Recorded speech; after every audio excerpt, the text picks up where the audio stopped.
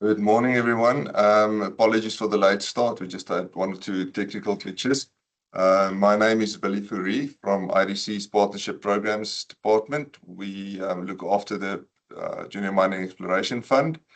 Normally, this presentation would be done by Botlale Siageng from Department of Mineral and Petroleum Resources. He's unfortunately not available today, so he's stuck with me. Today's webinar really is about the second call for this fund. Things that we'll be covering is exploration in South Africa, really, why we're here, why this fund was established.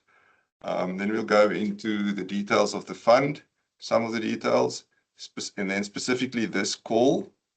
And then competitive features, meaning what will make your application better than the next application.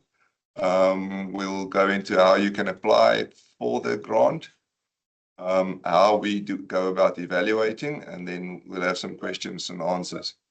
From a housekeeping perspective, as we go along, please post your questions in the chat. We're not going to allow verbal questions because that normally takes a lot of time and can get messy. So yeah, please post your questions as we go along on the chat, and we'll answer them towards the end. We have deactivated everybody's mics, but if yours is not deactivated, please don't unmute. Also, don't put on your camera. So, as background, exploration in South Africa, I'm not going to go through all the details. The slides will be available on the IDC website. It really is about South Africa spending way less on exploration than it should. Compared to other countries in the world, especially Canada and Australia, we are way behind in terms of exploration spending. We all know how important exploration is. Without exploration, we're not going to have new mining projects. And we know what a massive job creator and foreign currency creator mining is. So that's why DMRE published the exploration implementation plan in 2022, and this fund is part of that. Just going into the fund itself, it's a 400 million rand fund, of which the Department of Mineral and Petroleum Resources contributed 200 million and IDC 200 million. We are actively looking to expand this fund, and we are in discussions around this. We really want this fund to grow quite a bit. The Council for Geosciences is our technical partner in the fund, and they do invaluable work. And as we go through the slides, you'll see why. We had a very successful first call. We had like 115 or 119 applications. The call has been fully allocated. It closed in July last year. So we opened the second call at the beginning of this month, at the end of last month, sorry. Our closing date is the 31st of October at 5 o'clock. So you've got just over a week to get your applications in. Please get them in by then. As I mentioned, our IDC's Partnership Programs Department manages the fund. The fund is in the form of non-repayable grants that are convertible into equity upon discovery of a viable ore body. And we will negotiate with successful candidates about how this conversion will work and the mechanism. But it really is about how much of the exploration costs does the fund pay for and how much does the applicant pay for. And that would be the basis where we start negotiating in terms of that equity conversion. It's a very important point. This is not free money. The fact that it's convertible to equity, the fact that we call it a grant, doesn't make it free money. It's convertible into equity. The fund or the IDC or partners will take up an equity right in the project. So just note that, that's very important. There will be a restriction on the sale of mining rights. It will be realistic. So we all know that there might be dilution when further funding for the project is raised. So it's not a blanket sale of mining rights. The minimum grant is 10 million, up from 5 million for the first call, and the maximum is 50 million, up from 45 million in the first call. IDC also will take a right of first refusal for follow-on funding if the project progresses, and no fees will be charged to recipients. So it's upfront, no additional fees. So this specifically, the second call, we invite applications from junior miners that are more than 50% Black owned, and we want to see meaningful operational involvement from the Black owners. It has to be a company that's South African registered. It must be in possession of a valid executed prospecting right or mining right, and it can be for startups or expansion. And the funds have to be applied in early stage discovery exploration activities in South Africa. So we're not looking at the rest of the continent or the rest of the world. It has to be within the borders of South Africa. Upfront, I know it's difficult to say when no exploration has been done or very little exploration has been done, but based on the data that we have, especially the council, we will look at the economic viability of the identified mineralization. And then the target minerals and areas are specified by the steering committee based on recommendations from the CGS. And there are specific minerals for the second call, and we'll get to that. So just some examples of what the grant funds can be applied for. It's for early stage discovery exploration activities. And some examples there: drilling and logging, rock sample analysis, geophysics surveys, geochemistry studies, geotechnical assessments, geohydrological studies, environmental studies, and other requisite geological expertise that may include data interpretation and consolidation into a competent person's report, which is the ultimate aim of any grant, is to get to CPR. Then for more advanced exploration activities, some examples is further definition of the resource, further geotechnical studies, metallurgical testing, environmental impact assessment, permitting and regulatory compliance, and also initial feasibility studies to get to CPR. Then, as I mentioned, there are specific minerals targeted for this call, so we'll only entertain applications for exploration for these specific minerals. So you'll see at the bottom copper and lithium. Those two were included in the first call as well, so we've carried those forward. But then we've added tin, tungsten, titanium, uranium, gold, antimony, arsenic, and fluorspar. So again, very important point, we will not entertain applications for any other minerals than these. Then just the definition of a junior miner, it's not a general definition, but specifically to this fund, there has to be a non-listed private company incorporated in terms of the Companies Act in South Africa. They have to possess a valid prospecting or mining right as defined by the relevant act.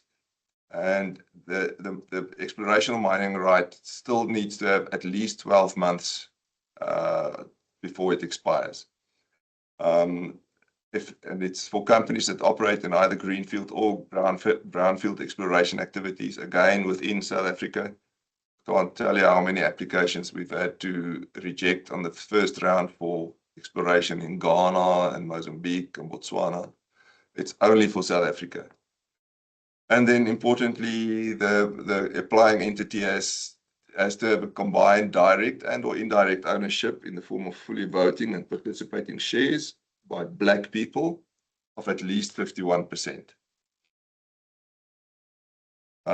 Then the competitive features, and these are really the things that we use to distinguish or to identify the best applications. Firstly, and most importantly, is the geology, the potential quality of the resource, the accessibility, and that will be assessed by the CGS. The exploration plan itself, how practical it is, what the timeframes are, who are the service providers. And in certain instances, CGS will assist with the provision of service providers. They do have a approved list in terms of the Public Finance Management Act, which they can recommend if there aren't acceptable service providers included in the application. Then the exploration costs themselves. Is it realistic? Is it value for money? We're not going to spend billions to find a small little resource. Then the management team, as mentioned, we want the black shareholders to be actively involved in the management, but other managers as well. We look at the relevant experience and qualifications. And then very important, transformation. I mean, there's levels of BEE, as you all know. We specifically look at things like women ownership, youth ownership, and transformation at board and management level. And as I say, these are the features of your application that will make your application stand out.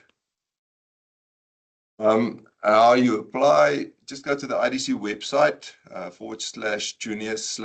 /junior-mining, or just search junior mining on the IDC website. There you'll see the terms of reference, the application form. This presentation will be there. Frequently asked questions from previous webinars will be there. So it's all on the website. Email your application to jmef@idc.co.za. There's no other way. That's the only way we can get your application. Ensure that all your supporting documents are submitted. And then, very importantly, don't stick everything into one PDF file. We had, as I said, almost 120 applications in the previous round. If we have to go through every PDF file to find your documents, it does make things difficult. So clearly mark the individual files with what they are.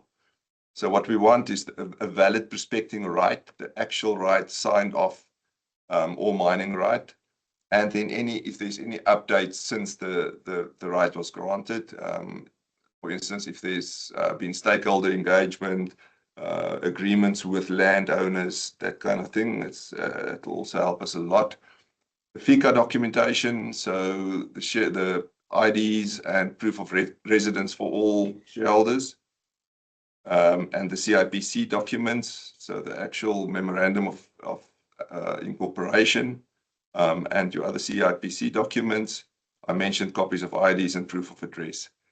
Then your BBBEE certificate, or in the case of qualifying small enterprises, your what's it called? Affidavit that proves your BEE status.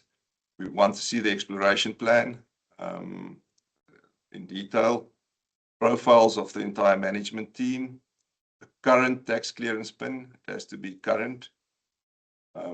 Then you'll see on the website there's a papaya consent form. We need that completed and signed. And then very importantly, a board resolution that authorizes the person to act on behalf of the applicant. And then if your files are too large to include in the email, importantly, make use of Google Drive, Dropbox, or OneDrive, and include the passwords so we can actually access them. We are not able to access or open WeTransfer files. So only Google Drive, Dropbox, or OneDrive, please. So that's how to apply. How do we go about evaluating? Firstly, shortlisting, administrative compliance, basic assessment, very high level limited edition, initial FICA, and a very high level technical assessment. And importantly, only complete applications will move to the next. If either of the documents are not there, any of the documents are not there, then the application will not progress to the next stage. And then we use a scoring matrix where we prioritize the applications in terms of the chance of success. So the top rated ones will then go through to due diligence. CGS will do a due diligence on the technical side. They will look at the exploration plan, the resource, etc.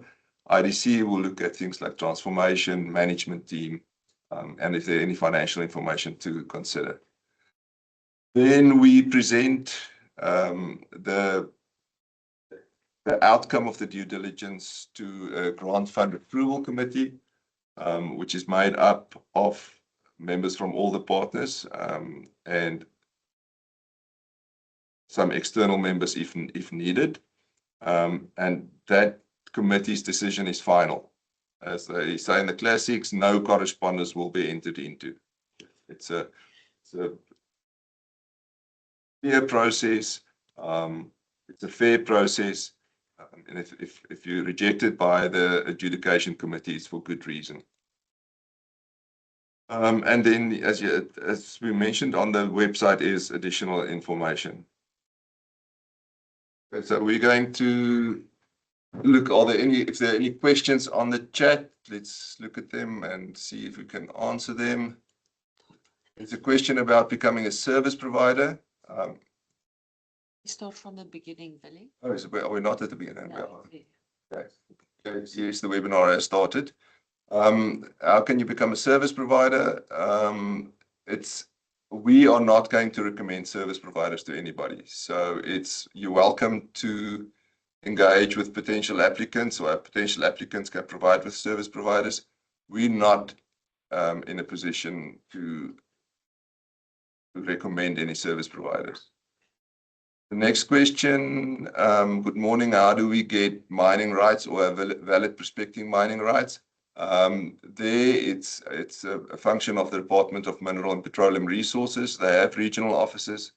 Go to those regional offices. But if you don't have a mining right or prospecting right at this stage, I'm afraid that you're not gonna get one in time. Stan, just move up a bit first, please. Jump down. Do you accept applications for companies that have pending mining rights? If you have an existing prospecting rights that's in the process of being converted into a mining right, then you're welcome to apply. But there has to be either a valid prospecting right or a valid mining right in place at the time of application. So if it's in the process of being converted, yes. Does a fund accept if the applicant already has technical service providers? Can this be submitted with the application? Yes, please. If you have existing service providers, include them in the application. They will be assessed by the Council for Geoscience.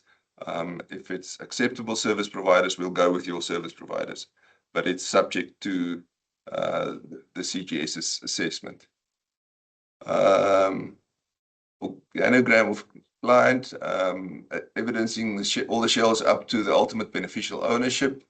Could you kindly confirm whether the organogram there should reflect the current existing structure of the company as it stands today, or the anticipated structure that will be in place during the exploration phase of the project? Please submit both and explain how it's going to move from the current state into the next state, please. It's very important that we understand the organogram, especially from a FICA point of view, because we'll do FICA checks on all the shareholders and directors. Good morning. Is there a sound reason why mining permits are excluded from the funding? Is there any other avenue of funding? Previously we excluded mining rights. In this case, we are looking at mining rights for if you are still involved in exploration activities. This fund is only to fund exploration activities.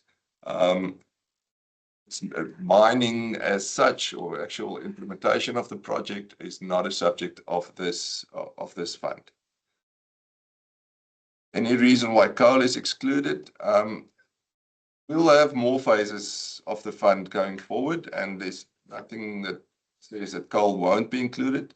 At this stage, those specific minerals were selected in terms of the critical minerals policy of government. Oh, I'm going to need my glasses for that. In terms of organogram, are you reflecting to the structure or hierarchy or? Okay. Now, what we mean is who are the owners. So list the shareholders, draw a picture for us. Who's the target company? Who are the shareholders? What percentage of shareholding do they own? Typical organogram like that. How does the Junior Mining Exploration Fund interface with the SAMRAD system and DMRE's permitting timelines, particularly for applicants who are still awaiting environmental approvals or amendments to their prospecting rights. We engage very closely with the department, but one of the requirements of this fund is that you have to have an executed prospecting right or mining right at the time of application. So the fund does not get involved in those processes at all, although the department is a part of the fund.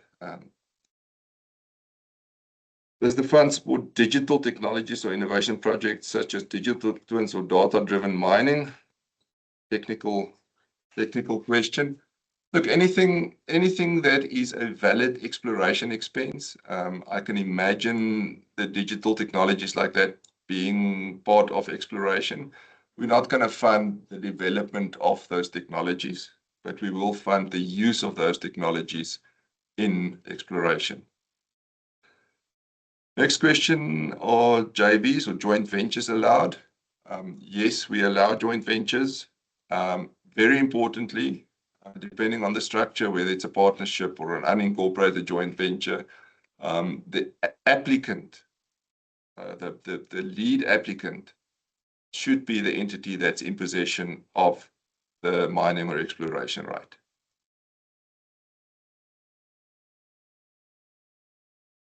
Could you elaborate on the mechanism and negotiation process for converting the non-repayable grant into equity, especially in cases where a viable ore body is discovered but the junior miner seeks alternative funding?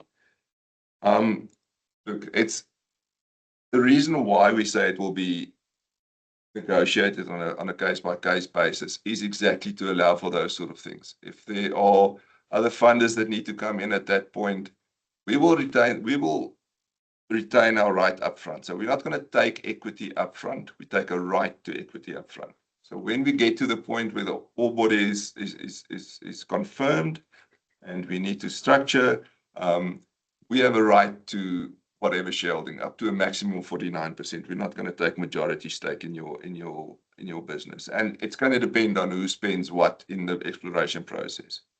But if there are additional funders that need to come in and they can add value, then obviously we're open to negotiation.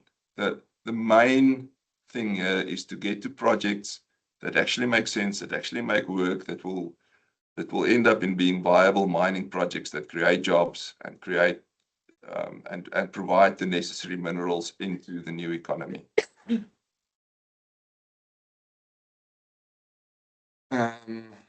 Yeah, somebody that advertises their service for long-term offtake agreements. I think when you're in the exploration phase, it might be a bit early days for that. But yeah, as I say, we're not going to recommend anybody. And this is on the chat, if you want to use them, you're most welcome to, but we can't recommend. If you have a prospecting right which have lapsed with renewal application in place, can the applicant consider? Yes, if the renewal application is in place and the process has started, we will consider that. What level of technical detail is expected in the exploration plan for early stage applicants, and how will the Council for Geoscience assess geological viability across different target minerals? Look, we want detail in that exploration plan. We don't want encyclopedias. We want a relatively high level overview, but with sufficient data for us to make a call. And the Council for Geoscience has unbelievable amounts of data across the country. They have experts in every mineral, in every area. So they will then assess whether that exploration for that specific mineral in that specific area makes any sense in conjunction with your submitted exploration plan. At this stage, are there any more questions? I don't see any more. Give it a few seconds. If nothing more comes up, then close this webinar. There's a new one. Upon successful ore body confirmation, given that IDC would have the equity, does the successful application also has an opportunity to access debt funding from IDC? Absolutely. If it's, we actually retain a right of refusal to provide debt finance into an ensuing project. So definitely there will be an opportunity. If it's a project that makes sense to the IDC mining team, they will do their assessments. They operate independently from the fund, but obviously our idea as a collective IDC as a whole, the department CGS, is to develop these projects all the way to mining. What is your preference in terms of funding the projects? Prospective, open, no preference. We will look at what makes sense for each and every application. Grant, the presentation will be available on our website. Actually, the one from the previous webinar is on the website. There's one or two small changes, but the gist of it is there. So you can just go to IDC website, search junior mining, and you'll see the website and all the other documentation around it, the terms of reference, etc. George Machinini, I don't know if it's our George Machinini. When you access the presentation, it will be on the website, as I just mentioned. Will the Junior Mining Exploration Fund require applicants to submit geophysical and geochemical data in a standardized format compatible with the Council for Geosciences databases? And if so, what validation protocols or reporting templates will be enforced? We are not prescribing the format in which you present. Whatever format you have the data in, include it with your application, and it will be assessed by the CGS. So we're not going to be prescriptive in terms of a template or any format of the data.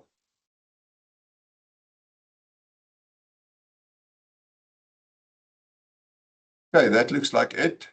Thank you very much, everybody. Once again, apologies for the late start.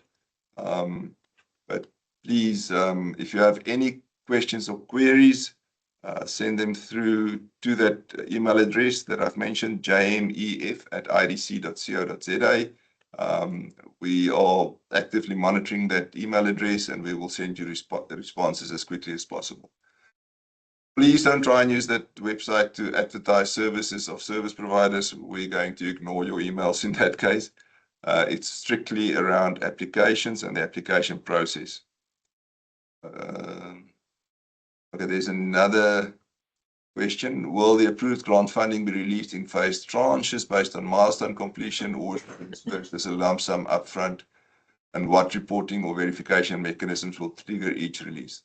I am so glad you asked that question. That is probably the most important question this morning. We will allow a small, minute portion of the grant for upfront admin type costs. From there on, the applicant will agree a program with milestones with the CGS. CGS will be monitoring progress against the milestones and will only release funding based on the achievement of milestones. And we will be paying service providers, approved service providers. As I mentioned before, we'll look at the service providers, and when we start the process, there will be a set of approved service providers. We will pay those service providers directly. So very little funding will flow directly to applicants. It will be paid directly to the service provider on recommendation from the Council for Geosciences that the milestones have been met and that they're happy with progress. We may reach a point where we see this is going nowhere, and then we will stop the program and use that money on programs that we believe will work. So it's the very strict controls on the flow of funds. We don't want any shenanigans. Is the exploration plan a separate document from the prospecting works program? Not necessarily. If you have a prospecting works program, you can submit that as your exploration plan. Can anyone apply 50% black ownership and still waiting for the minister's approval? If the Section 11 process, if I remember correctly, that's to do with the transfer of a right from one entity to another. We will allow applications in that case, but we will do our assessment on the the company that will do the exploration. In other words, the new owner of the exploration right. But we'll also look at, has the process been started? What progress is there with the process? But yes, that's a difference from the previous round, is that we will actually consider where the rights are in the process of being transferred. Will the Fund Steering Committee prioritize certain geographic zones or provinces for exploration funding, particularly areas identified by the CGS as critical minerals corridors or underexplored regions? We're not prescribing areas up front. I don't know if Asine is on the call from Geosciences, but it will be taken into account in the assessment, especially if it's areas or you mentioned the corridors that have already been identified, and you have exploration right in those corridors. That obviously gives you a benefit over somebody who's exploring in a region that is not known for any of these minerals. So yes, it will be taken into account, but we're not going to be exclusive in terms of areas.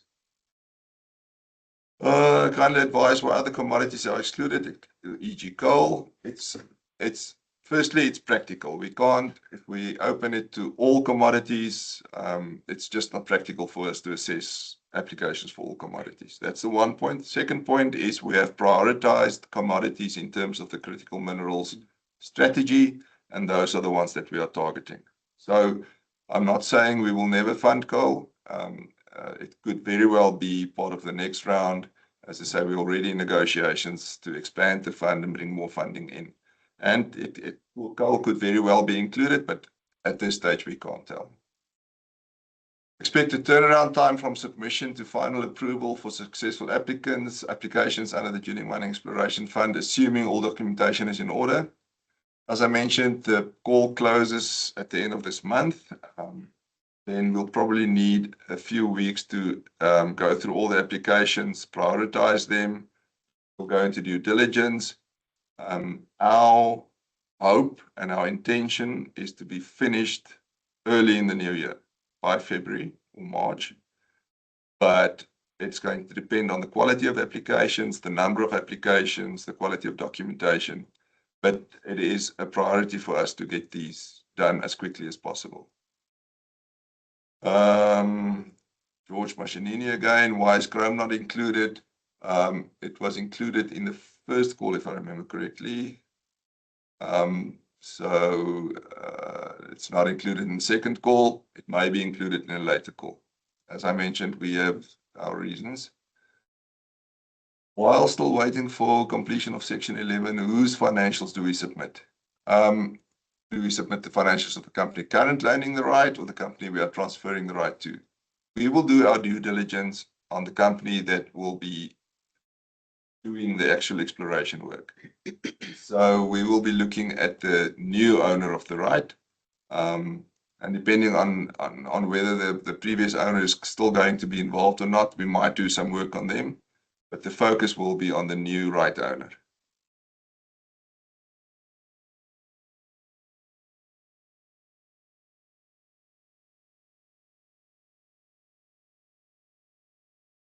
Okay, that seems to be it. Thank you everyone for listening, for joining us. As mentioned, please go to our website, get all the details there, and get your applications in. At this stage, there's no talk of any extensions to the closing date. So you've got just over a week. I know there's a lot of work, so if you haven't started working, please get your applications in as quickly as possible. The more applications we get, the better, the more choice we have in terms of projects that can be successful. And again, if you apply in this round and you're not successful, and there's a next round with the minerals that you're targeting, there's nothing that stops you from reapplying. And people from the previous round who were not successful, but have that exploration rights to the minerals that I've mentioned, please feel free to reapply. We had some very good applications that just didn't make the cut, and we'd like to have another look at some of those. So thank you very much. Enjoy the rest of your day, and goodbye.